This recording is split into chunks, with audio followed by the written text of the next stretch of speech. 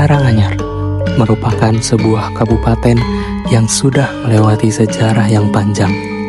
Kabupaten di bawah Provinsi Jawa Tengah ini menjadi saksi perjalanan sejarah kehidupan sosial, ekonomi, hingga politik masyarakat yang amat panjang.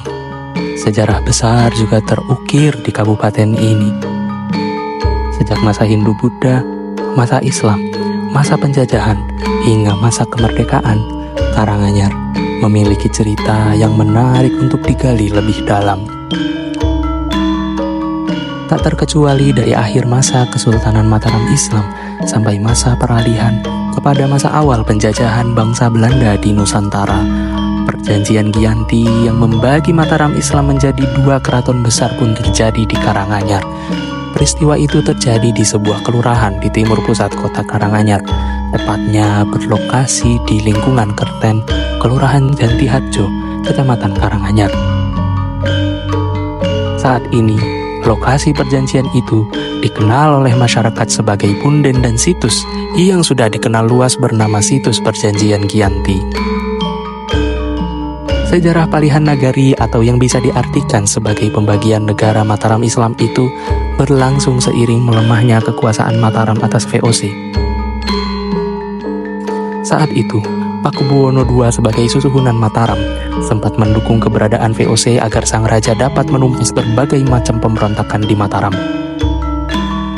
Salah satu dari pemberontakan itu adalah serangan yang dilancarkan Pangeran Mangkubumi dan Pangeran Sambernyowo melawan VOC.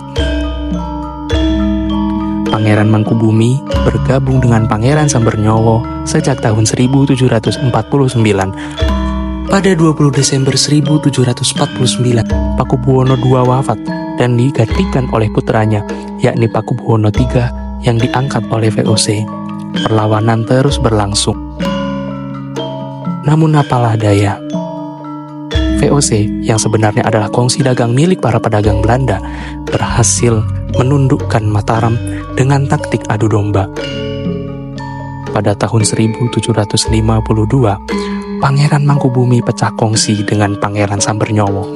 Hal ini menjadi kesempatan bagi VOC untuk berunding dengan Pangeran Mangkubumi mengenai pembagian wilayah. Maka berlangsunglah Perjanjian Giyanti pada tanggal 13 Februari 1755 yang membagi Mataram menjadi dua wilayah, yakni Surakarta dan Yogyakarta. Dalam bahasa Belanda, perjanjian ini dikenal dengan nama Verdrag van Giyanti dan dalam bahasa Jawa dikenali dengan Prajanjen ing Janti.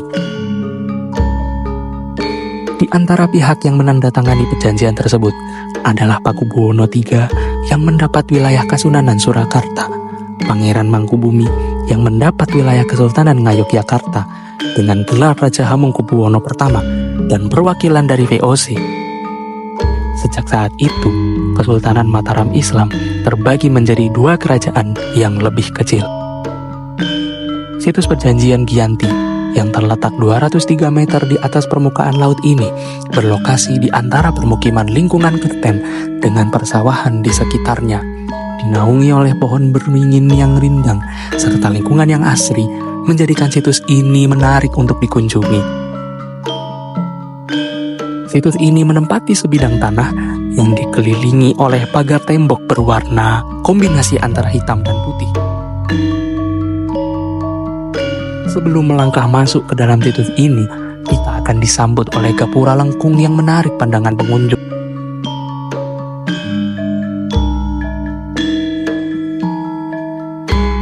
Masuk ke dalam area inti situs, terdapat 3 pohon beringin besar yang menambah kesan sakral dan sejuk di sekitar area situs. Selain itu, di area inti situs ini terdapat batu bulat yang konon disebut sebagai lokasi penandatanganan lembar perjanjian Giyanti antara pihak VOC, Pakubuwono III, dan Pangeran Mangkubumi. Begitulah kondisi situs perjanjian Giyanti yang bersejarah ini.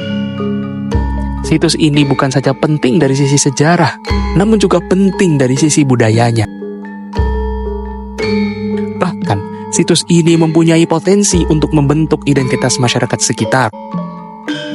bahwa jika membahas Kelurahan Jantiharjo dapat langsung teringat pada situs Perjanjian Giyanti. Dari sisi pariwisata, situs ini juga memiliki peluang yang besar. Lokasi yang strategis di Jalan Kabupaten Karanganyar Matese. Lingkungannya yang asri dikelilingi oleh pohon yang rindang serta sawah yang menghampar dan asal-usul sejarahnya yang menarik. Menjadi secarik potensi dan aset yang dapat dikembangkan sebagai pariwisata berbasis kesejarahan. Hadirnya situs Perjanjian Giyanti ini dapat membentuk semangat nasionalisme bagi masyarakat Jantiharjo khususnya dan masyarakat Karanganyar pada umumnya. Perjanjian Giyanti mengajarkan betapa kejinya penjajah Belanda mengadu domba dua pihak keturunan Mataram yang saling berseteru. Seperti kata Presiden pertama Republik Indonesia, Presiden Soekarno, yang mempunyai pesan jas merah, jangan sekali-kali melupakan sejarah.